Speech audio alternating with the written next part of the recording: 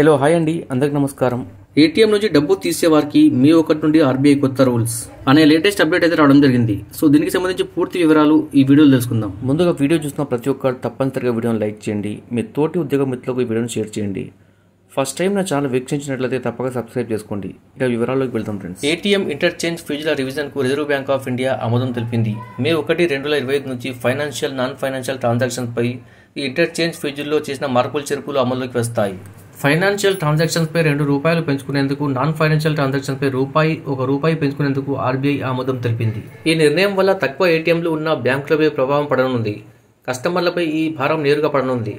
Financial transactions పై interchange fee ₹17 నుంచి ₹18, balance enquiry వంటి non financial transaction పై interchange ఫీజును ₹6 నుంచి ₹7 పెంచుకునేందుకు ఆర్బీఐ అనుమతి తెలిపింది. ఏటీఎం ఇంటర్చేంజ్ ఫీజు అంటే ఏంటో సింపుల్ గా చెప్పాలంటే, కొన్నిసార్లు మన బ్యాంకుకు సంబంధించిన ఏటీఎం సెంటర్ అందుబాటులో లేకపోతే వేరే బ్యాంకు ఏటీఎం నుంచి డబ్బులు విత్డ్రా చేస్తూ ఉంటాం. మెట్రో ఏరియాలో 5 సార్లు, నాన్ మెట్రో ఏరియాలో 3 సార్లు ఇతర బ్యాంకుల ఏటీఎంలలో డబ్బులు విత్డ్రా చేస్తే ఎటువంటి ఛార్జీలు కస్టమర్కు పడవు.